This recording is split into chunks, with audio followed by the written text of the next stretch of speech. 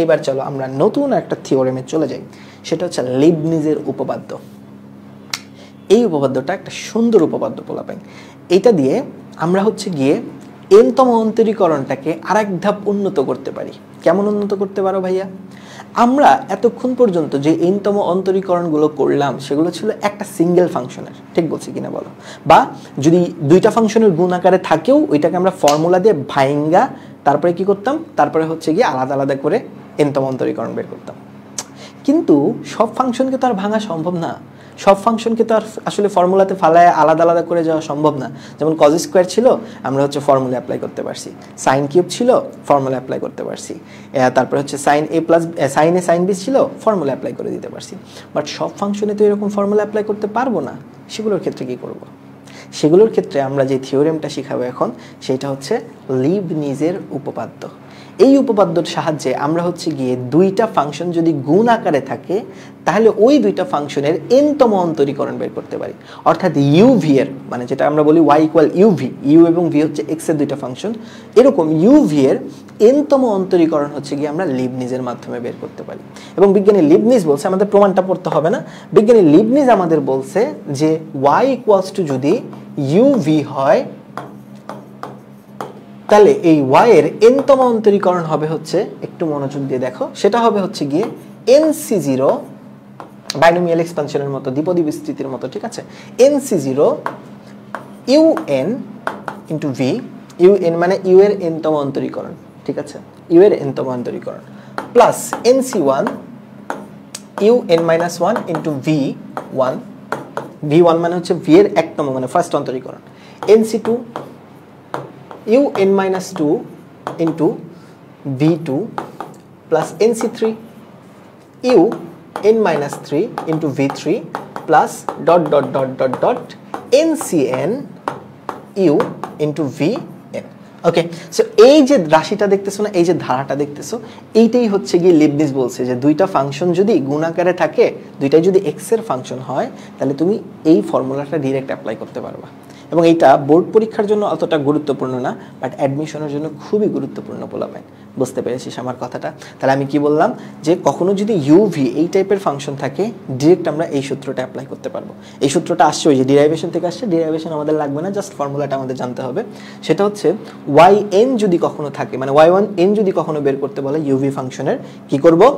UK you এর এনতম অন্তরীকরণ থেকে স্টার্ট করবো, ইউকে কমাইতে থাকবো, ভিকে বাড়াইতে থাকবো দ্বিপদী বিস্তৃতির মতো, এবং nc0 nc1 একই প্রসেস পোলাপাইন। বুঝছিস? এখন এই অঙ্কটার ক্ষেত্রে মানে এই টাইপের ম্যাথগুলোর ক্ষেত্রে ট্রিক্সটা হচ্ছে গিয়ে এমন কাউকে ওই এমন ফাংশনকে ভি ধরতে হবে এমন ফাংশনকে যাকে ক্রমাগত ডিফারেন্সিয়েশন করলে, ক্রমাগত অন্তরীকরণ করলে এক সময় জিরো চলে আসে,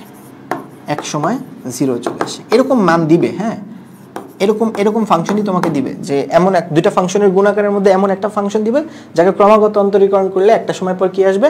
জিরো চলে আসবে, ঠিক আছে? তাহলে এই ধরনের রাশিগুলোর ক্ষেত্রে আমরা হচ্ছে গিয়ে এনতম অন্তরীকরণ বের করতে পারবো। আমি তোমাকে যদি একটু দেখাই একটা ফাংশন, লেটস সে তোমাকে এই ফাংশনটার হচ্ছে এনতম অন্তরীকরণ বের করতে বলছে। সেটা কি? x² sin 3x। ভাই এটা তো দেখি না একটু আগে, আমরা sin 3x এর আলাদা করে অন্তরীকরণ দেখছি, এনতম অন্তরীকরণ বের করতে পারি, কিন্তু x² sin x এটার কিভাবে অন্তরীকরণ করব? একটু মনোযোগ দিয়ে দেখো, তাহলেই বুঝতে পারবা। তুমি যে কাজটা করবা সেটা হচ্ছে x² কে তুমি ভি ধরবা। এর রিজনটা কি? কারণ x² কে তুমি যদি ক্রমাগত অন্তরীকরণ করতে থাকো তাহলে একটা সময় পর কি চলে আসবে? জিরো চলে আসবে। একটা সময় পর কি চলে আসবে পোলাপাইন? জিরো চলে আসবে। তাই x² কে তুমি ক্রমাগত কি ধরতে থাকবা? ভি ধরবা। কথাটা বুঝছো? মাথায় থাকবে ইনশাআল্লাহ। তাহলে সেটা যদি করি তাহলে চলো এটার আমরা ভি ধরবো, কারণ এর ক্রমাগত অন্তরীকরণ করলে হচ্ছে গিয়ে আমাদের জিরো আসবে একটা সময় পর, আর এটাকে ধরবো হচ্ছে গিয়ে আমরা কি বলে ইউ, ঠিক আছে? তাহলে দেখো এটা যদি আমি এনতম অন্তরীকরণ বের করতে চাই তাহলে একটু আগে যে লিবনিজ উপপাদ্য শিখছি সেই উপপাদ্য দিয়ে করে ফেলবো। কেমন ভাইয়া? nc0 প্রথম কাজ, nc0 sin 3x এর এনতম অন্তরীকরণ, ঠিক আছে? এনতম অন্তরীকরণ। আচ্ছা ভি লিখি এটারে আমরা হচ্ছে গিয়ে ইউই লিখি, ইউএন লিখি। হ্যাঁ, লিখে ভি যেমন আছে তেমনই, এরপরে কাজ কি করতে হবে বলো তো দেখি, এনসি ওয়ান, ইউ এক কমে যাবে, একবার কমায় দিব, আর এক্স স্কোয়ারটা কি হয়ে যাবে, 2x হয়ে যাবে, এটুকু তো বুঝতেছো। এনসি টু, এটা ইউ এন মাইনাস টু হবে, আর এই 2x এর অন্তরীকরণ করলে শুধু কি হবে, 2 হবে। তারপরে NC three, U N minus three হবে, এবং 2 এর অন্তরীকরণ করলে আলটিমেটলি 0 আসবে, অ্যান্ড 0টা লেখার দরকার নাই।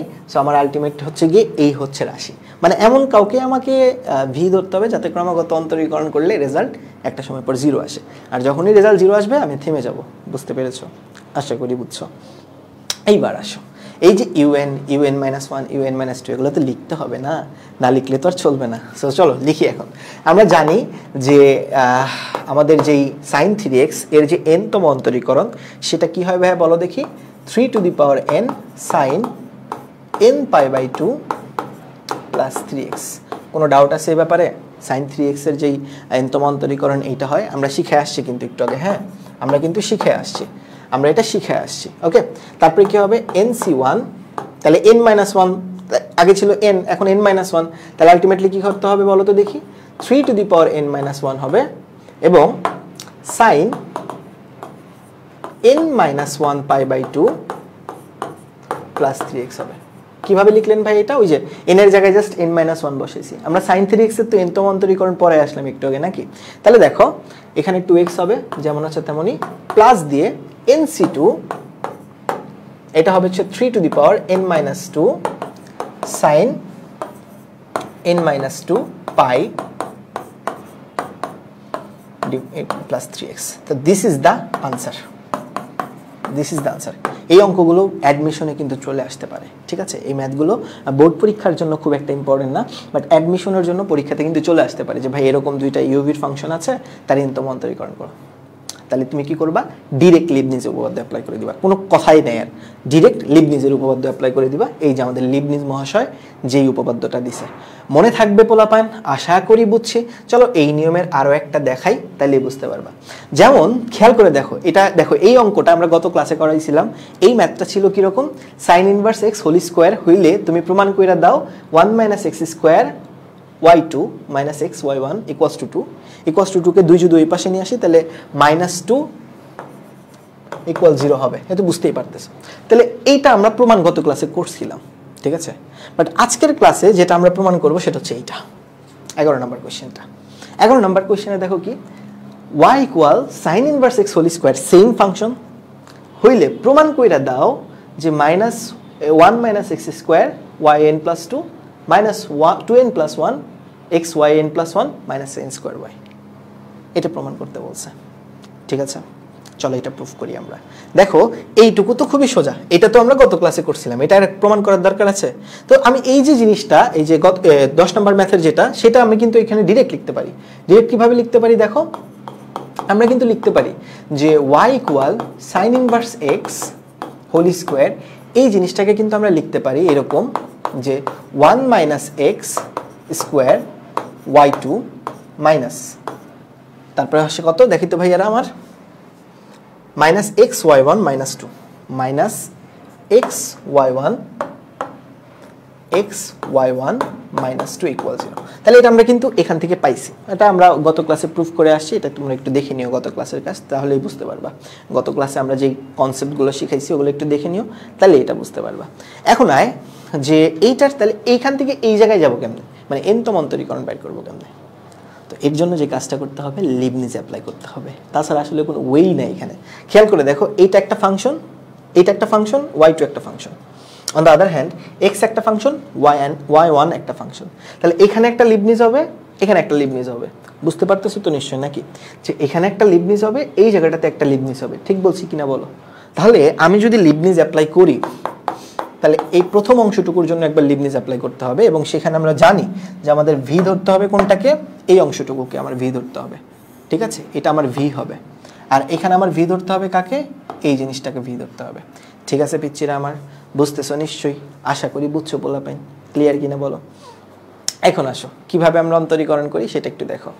আসো খেয়াল করে দেখো, এর যদি এখন আমি অন্তরীকরণটা করি তাহলে কি দাঁড়ায় দেখো, nc0 yn বসাইতাম, তাই না? আগে yn বসাইতাম, এখানে n লিখতাম, তাই না? কিন্তু আগে থেকে কিন্তু দুইবার অন্তরীকরণ করা, আগে থেকে কয়বার অন্তরীকরণ করা? দুইবার অন্তরীকরণ করা। ঠিক বলছি কিনা বলো? তাহলে যেহেতু আগে থেকেই দুইবার অন্তরীকরণ করা, তাহলে আমি কি yn বসাইতে পারবো, নাকি আমার মনে yn+2 বসাইতে হবে? বসাইতে হবে হচ্ছে yn+2, এবং তার সাথে গুণ আকারে থাকবে হচ্ছে 1 - x²।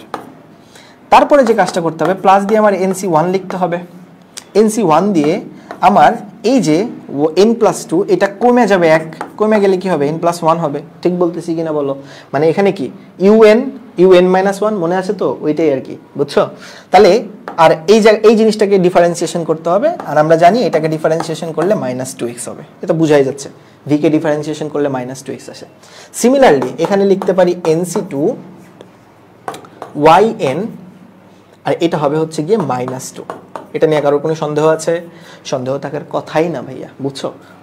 yn-2, ঠিক আছে? কারণ -2x কে ডিফারেন্সিয়েশন করলে -2 আসে, আর এই ভ্যালুটাকে 1 কমায় দিলে yn হয়। এটা তো নিশ্চয়ই বুঝতে পারতেছো। একই প্রসেসে ভাইয়া যদি এই জিনিসটাকে আবার লিবনিজ অ্যাপ্লাই করে, সেটাকে লিবনিজ অ্যাপ্লাই করলে যেটা হবে সেটা হচ্ছে গিয়ে আমাদের nc0 yn না তো yn+1, কেন বলো তো দেখি? কারণ আগে থেকে একবার অন্তরীকরণ করা, বুঝছো? তারপরে এখানে লিখতে হবে x, এটা পরে হবে হচ্ছে nc1 yn, এটা হবে হচ্ছে 1, তাই না? একবার অন্তরীকরণ করলে x কে একবার অন্তরীকরণ করলে তো 1। তো কনস্ট্যান্ট চলে আসলে তার অন্তরীকরণ করার কোনো মানেই হয় না। কনস্ট্যান্ট চলে আসলে কি আর অন্তরীকরণ করার কোনো দরকার আছে? নাই তো। আর -2 কে যদি তুমি অন্তরীকরণ করো, -2 কে ভাইয়া যদি অন্তরীকরণ করেন আপনি, সো আলটিমেট রেজাল্ট কত আসবে? 0 আসবে। সো এটা লিখার তো আসলে কোনো দরকার নাই। তাহলে আমার আলটিমেটলি আসবে হচ্ছে এইরকম। এখন আসো খেয়াল করে দেখো, তাহলে আমি জিনিসটাকে দেখো কিভাবে লিখতে পারি। nc0 মানে আলটিমেটলি কি? n। এটা তো নিশ্চয়ই বুঝতেছো। nc0 মানে আলটিমেটলি কত? n। কোনো সন্দেহ থাকার কথা না। এবং এই জিনিসটাকে এইভাবে লিখতে পারি, দেখো 1 - x² yn+2। ওকে, nc0 মানে তো n, এটুকু তো বুঝতেছি নাকি? সরি, আমি ভুল বললাম। nc0 মানে তো 1, তাই না? 1 তো আর লেখা লাগবে না। ওকে, nc0 মানে 1, ভুল বললাম ভাইয়া, সরি। তো খেয়াল করে দেখো, nc1 মানে n, আর এখানে একটা -2x ছিল, তো -2x বসায় দাও। -2x * n yn+1। ওকে, বসাই দিলাম। এখানে হচ্ছে গিয়ে nc2, আর আমরা জানি nc2 মানে আসলে ভাইয়ারা আমার n * n-1 ডিভাইডেড বাই 2। এটুকু তো নিশ্চয়ই জানো, n * n-1 ডিভাইডেড বাই 2। আর এখানে একটা -2 সাথে কাটাকাটি চলে যায়, মানে এখানে একটু এরকম হয় ব্যাপারটা, এই যে y। ওকে, লিখে দিলাম। এবার আসো এইখানে যেটা হবে মাইনাস দিয়ে, nc0 মানে আবারও 1, এখানে হবে yn+1 প্লাসে মাইনাসে মাইনাস nc1 মানে n। তাহলে এই হচ্ছে আমাদের পার্ট। ঠিক আছে, এই পর্যন্ত বুঝছি। এবার একটু খেয়াল করে দেখো ভাইয়া, 2 2 কি হয়ে যাবে? 2 2 কাটাকাটি চলে যাবে। ঠিক আছে, 2 2 যদি কাটাকাটি চলে যায়, তাহলে যেটা থাকে সেটা হইল গিয়ে এইরকম 1 - x² yn+2, তারপরে যেটা থাকে -2x yn+1। ঠিক আছে, yn+1। তারপরে যেটা থাকে সেটা হচ্ছে গিয়ে এখানে থাকে আলটিমেটলি হচ্ছে গিয়ে -n² yn, আর মাইনাস মাইনাসে প্লাস yn। ঠিক আছে, ওকে, মাইনাস মাইনাসে প্লাস n(yn), ঠিক আছে, n(yn) থাকে। ওকে, আলটিমেটলি আর এখানে থাকে -xyn+1 আর -ny(n+n), জাস্ট গুণ দিয়ে দিছি আর কি, বুঝছো? এখন আল্লাহর কি কুদরত, খেয়াল করে দেখো তো পিচ্চিরা আমার, এই যে এইটা কাটাকাটি, এইটা জাস্ট কি কাটাকাটি, ঠিক বলছি নাকি? ও সরি, এইটা আর এইটা হচ্ছে কাটাকাটি গেল। যখন কাটাকাটি চলে যাবে তখন আলটিমেটলি যেটা থাকবে, আর এই যে yn+1 যদি এখান থেকে কমন নাও, xyn+1 যদি কমন নাও, তাহলে যেটা থাকবে 2n+1, এবং ফাইনালি যেটা দাঁড়ায় সেটা হইল গিয়া, সেটা হচ্ছে গিয়ে এইরকম -1 - x² yn+2, তারপরে যেটা দাঁড়ায় হচ্ছে xyn+1 যদি কমন নেই,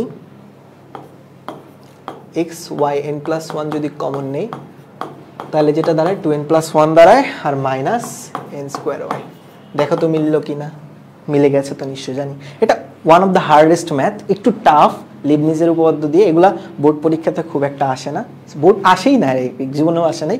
অ্যাডমিশনের জন্য এই অঙ্কগুলো, পরীক্ষায় আসলে কিন্তু অ্যাডমিশনের জন্য যদি কঠিন কোয়েশ্চেন করতে চায় তাহলে চলে আসতে পারে। ঠিক আছে, ওকে বলা পাই। তো লিবনিজ দিয়ে আশা করি এই পার্টটা বুঝে গেছো। তো এখানে আমাদের লিবনিজের কনসেপ্ট শেষ। আমরা যে কয়টা ম্যাথ করাইলাম তো ভালো মতো একটু দেখো, তাহলে আশা করি ইনশাল্লাহ লিবনিজ ক্লিয়ার হয়ে যাবে। ঠিক আছে, লিবনিজ হচ্ছে কি একটা নতুন কনসেপ্ট, তো আশা করি পারবে ইনশাল্লাহ তোমরা।